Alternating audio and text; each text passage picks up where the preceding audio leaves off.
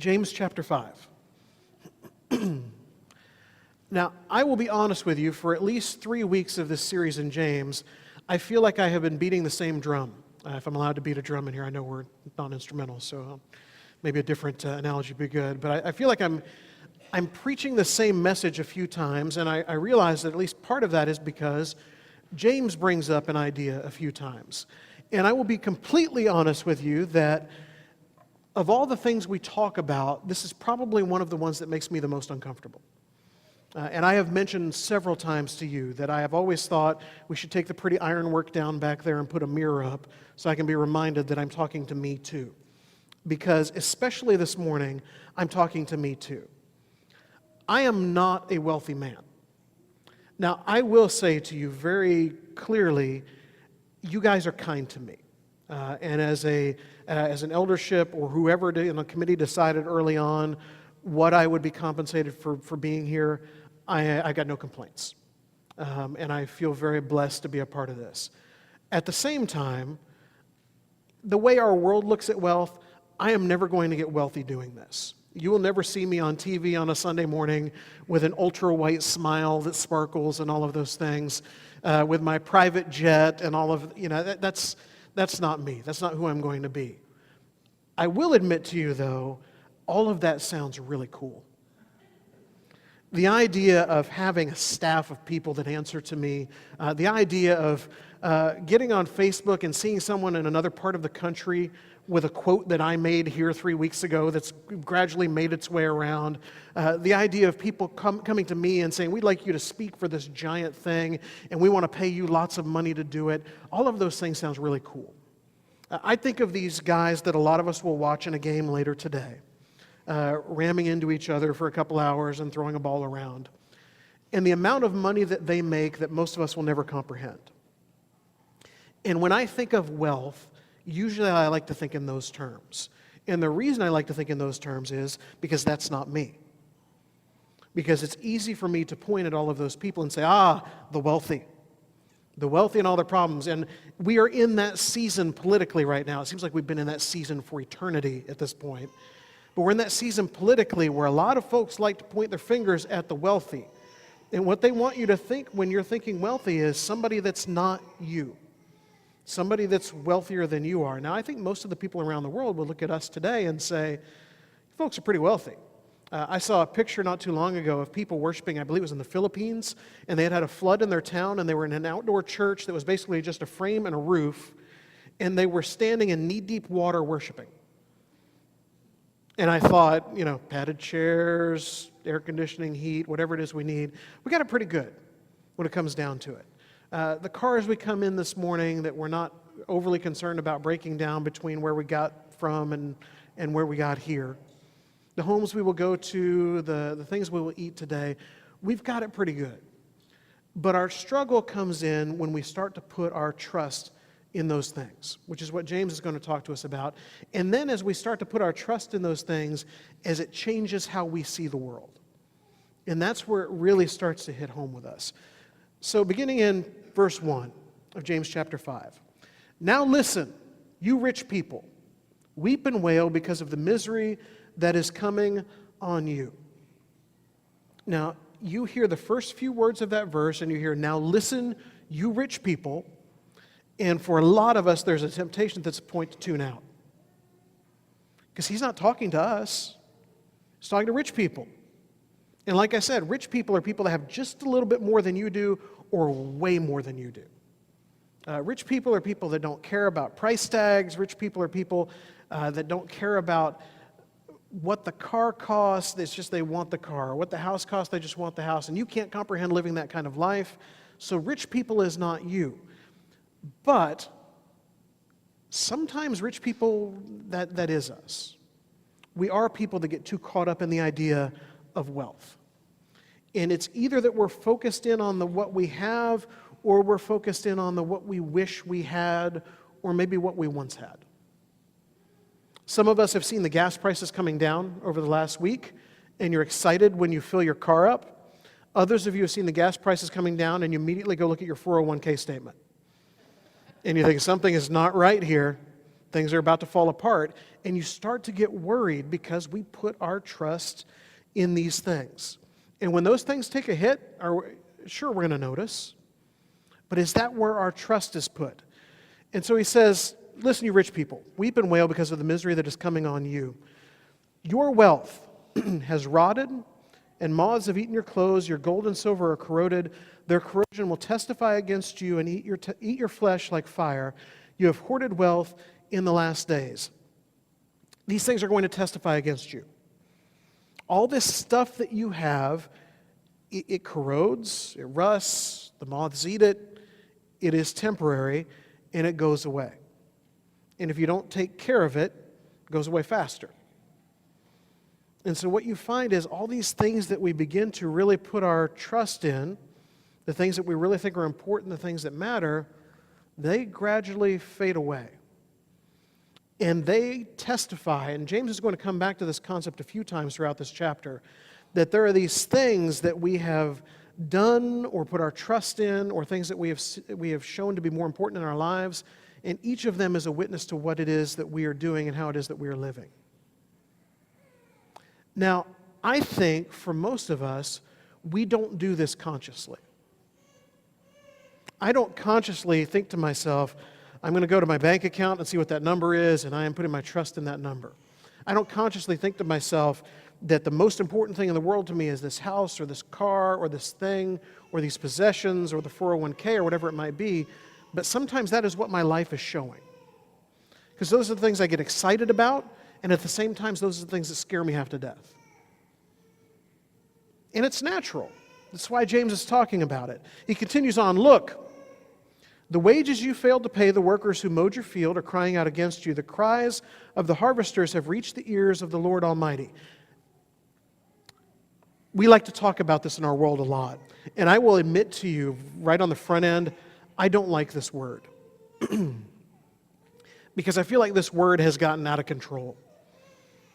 It is never going to be 100% fair in our world. I hate to be the one to break it to you this morning. It's never going to be completely fair. And we can try to put in as many false things as we can to level the playing field, and it's never going to be completely level. I'm going to watch this big game today. I'm a Broncos fan. I haven't mentioned this nearly as much as Alabama along the way. I've liked the Broncos since I was a kid. John Elway was their quarterback. I loved the way he played. He was fun to watch, and he made me into a Broncos fan. I think we're going to lose badly today. And if you're a Broncos fan, I apologize. And I don't want that to be true. I will be wearing my jersey. I will be rooting. I think we're going to lose badly today because I think the other guys are just better. And sometimes that's the way the game goes. It's not fair the way it is set up. Some of us have been in jobs and workplaces where there are clearly people that are way up high and people that are way down low. When we were in the hospital not terribly long ago, I noticed that they put on the patients in the Riverbend Hospital, they put on the patients these little tracker things so that wherever you're at in the hospital, they can locate you so they don't lose patients, because that's bad. And I thought, well, that's kind of cool. I feel more secure knowing that's there and that my wife is not laying on a random gurney somewhere and no one knows where she's at. And then I noticed two of the nurses that walked in also had them on. And I thought, oh, this is not because they're afraid of losing a nurse. They want to know where the nurses are and if they're actually working and doing what they're supposed to be doing. And if I was a nurse, I'd be irritated by that. Now, I know there's a small safety aspect of it, but you know that there's somebody in a room with a computer screen going, she's been in the break room a long time. Doesn't seem fair, does it? Doesn't seem fair that there's always these people that are high up and these people that are down low, and we spend so much time trying to even that out. But what we don't realize is we all, wherever we are at in life, will find ourselves in one of those roles. And I have been in both of them. Now, I will tell you, the ones where I am at the low end of the totem pole, I see those much more clearly. I worked in a job where I was making $7 an hour. And part of my job was to print the checks for everyone else. And I got to see what the other checks said. And I remember printing some of those checks that had 5 figures on them when mine was very, very small, and thinking to myself, this is not fair. I watch how those people work, I watch how I work, and there's something that's not quite right here. And when we're on that end of things, we get very frustrated. But I'll tell you where else we find ourselves is on the high end of things. Now, you may not see it that way, but when you're at a restaurant eating and that waiter or waitress is dependent on what you're going to put with that check, you are now on the high end of things. When that kid comes to your door wanting to mow your lawn and you're looking for a bargain, you're now on the high end of things. When that tray comes by, maybe we should have done this at the end today instead of in the middle. When that tray comes by, it's all up to you as to what you're. When we are there, do we treat other people the way we want them to be treated when we're here? And I think if we step back and really look at it, we're not going to always be excited by what we find. Because sometimes when we get to be here, we become Scrooge. And we want to keep as much as we can possibly keep, not realizing that that small little whatever is going to mean so much more to the next person. I saw a guy yesterday on Facebook. He was his 40th birthday. And one of the things he wanted to do to celebrate was to give back. And so he got a $40 Starbucks gift card. And he scanned it and put it on Facebook. And he said, here I'm celebrating, get yourself a coffee on me today. And when you get it, just come back and put what the balance is so everybody will know where we're at with this thing. And I thought it was really cool that the first two people that posted on it, the question was, can we add to it? Kind of neat. And for some of us, we would look at that, and I thought to myself, how many people are looking at this right now thinking, I have the Starbucks app on my phone. That's how bad a junkie I am. I have a Starbucks app on my phone. I could scan his card in right now, add the 40 to my account, and I'm good for the next several weeks. What a bad move that would be to do. And yet anybody looking at his Facebook right now could do it. Or on the flip side, maybe somebody's going to want to add to it and do something good. Maybe somebody's going to go get a cup of coffee to honor what he's trying to do. What do we do? How different are we when we're on the top versus when we're on the bottom? And we should be the same people. But I don't know that we always are. Continuing on, you have lived on earth in luxury and self-indulgence. You have fattened yourselves in the day of slaughter. We live lives of luxury. And again, I know we could all stop right now and we could take the microphone around and we could trade stories of whose house is junk and whose house is really nice, of whose cars are not the best and whose cars are way too shiny. We could talk about bank accounts. We could talk about whatever you want to talk about. But in the end, I think you will find that we serve a Savior who, once he gets out of childhood, we have no record of him having a home. He goes from place to place. He has a couple of home bases that are kind of the towns he works out of. In each of those places, he has a family he stays with. That is the life he lives in his adult ministry. And I start to look and I think, man, that apartment doesn't seem too bad now. I'd rather it be a big house, but the apartment doesn't seem too bad now, does it? The idea that we have vehicles to most people would be foreign. The idea that the choice is not where are we going to find food or how are we going to find food, but whether we want to actually cook it today or let somebody else do that. What kind of food, from what part of the world. We in our household are planning what snacks will we have as we watch the game today. We live, relatively speaking, lives of luxury. And I love the imagery that James uses here of we're fattening ourselves up for the slaughter. Now, I don't really love that imagery because that thought's not all that pleasant. But in a lot of ways, that's what we're doing. As those animals are being fattened up, it seems like a pretty good life until the slaughter comes along. And then not so much. You have condemned and murdered the innocent one who was not opposing you. Now, we would look at this and say, we've not murdered anybody, and we've had those kind of discussions before, but by the things that we do, we are condemning people to a more difficult life. I heard somebody say, heard somebody say this week that they thought the government shouldn't have any programs to take care of the poor. And immediately there were a lot of people that jumped the guy that said that. And he allowed that to happen. And several people jumped in first, a group of Christians that were having this conversation. And then he finally said, think of how many people in the world call themselves Christians, would identify in that way, If all of those people are as serious about the poor as Jesus is, do you think we would still need government programs to take care of the poor? And then everybody was kind of quiet for a minute. And you start to realize that we're not living this out in the way that we should all the time. Now, I know we all live this at different levels, and some of us can do much more than others, and I get that. But are we doing anything? Because what really strikes me as I thought about it, feels like I've preached this 3 times in the last couple months. James keeps coming back to this idea. Jesus keeps coming back to this idea. And so many times they attach it to the idea of judgment. And here are 2 brothers who grew up in the same house who are really big on this idea of the need to help the poor, and then attaching it to, if you don't, the bad that happens that comes with that. I don't know that I always attach it to those ideas. I think it almost feels like an optional thing at sometimes. Or that I should wait around for the Super Bowl to come, the SOUPER Bowl to come, and then we'll take care of it then. But there's still folks in need in March, in April, and May. Are we going to take this seriously all the time? Because if not, we are condemning people to something that is so much less than the life that we live. Jesus puts it this way in Luke chapter 6. Woe to you who are rich, for you have already received your comfort. Woe to you who are well fed now, who will go hungry. Woe to you who laugh now, who will mourn and weep. Woe to you when everyone speaks well of you, for that is how their ancestors treated the false prophets. Woe to you who are so caught up in all of the great things of now and how much we have and are missing the bigger picture. It's a scary thought, isn't it? Because so many times we want to put ourselves on the lower side of that, but so many times we find ourselves actually quite a bit higher. And Jesus would say to us, remember what's important. Remember who you are. And then he says it this way in Matthew chapter 6.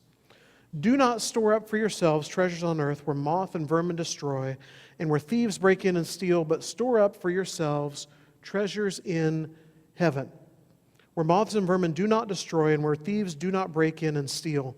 For where your treasure is, there your heart will be also. And that's what it all comes back to. We've talked about it a lot. If you've not been a part of our Wednesday night studies lately, I really feel like you're missing out. And not because it's me, but because Randy Harris in this video series is bringing us these 15-minute just gems every week of how to see things in the Sermon on the Mount. And one of the ideas he's come back to several times is it's about our heart. It's about where our focus is. Because where our treasure is, that's where our heart is. Where the things we really value, the things we really find to be important, that's where our heart is. I guess Leland and Beth's heart, as much as it is here with us this morning, is in New Mexico a little bit right now too. Clearly, the Staley's heart is over in Bend right now. And when those things happen, when it's the incredible joys or the really difficult things, then we can see it. But the problem is, I don't know about you, I don't want just a series of that for my life. I don't want incredible highs and lows all the time. Some days of life are just going to be kind of mundane. And where is our treasure then? Where is our heart then? And this morning, if it's not on the things of God instead of on the things of this world, then you're missing out. If my team loses as badly today as I think they're going to, my life goes on tomorrow. And it's okay. And even if I'm on that team, and as hard as it would be to be a member of that team and to do that, it goes on tomorrow. Whatever your 401k statement says when you get it in the mail this week, life goes on tomorrow. Where is our treasure? And I think in God, that's the beautiful part of this whole story, because his treasure is right here. He loved the people in this room enough that he gave his son up for us. And in rooms just like this all over the world this morning. Because the statement of God's heart is, I could have anything. I could create anything. I am over everything. I am in everything. And I care enough about you that I'm not going to give you up.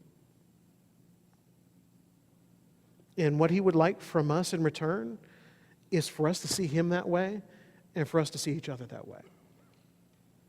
And this morning, if you don't, I think probably most of us struggle with that.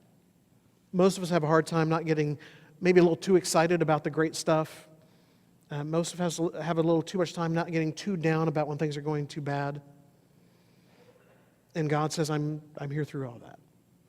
This morning, if you're not a part of the family, this family is growing, and we're excited about that, and we would love to see you be the next member of it and to be a part of things. If you don't have a relationship with God this morning, He would love to see you buried in the waters of baptism, rising to walk a new life, and then joining this struggle with us, where some days we get it right, and other days we're just trying, but we're getting there. And if you're a member of this family and you struggle with this, and we can pray, we'd love to do that. If there's any need you have this morning, please come while we stand and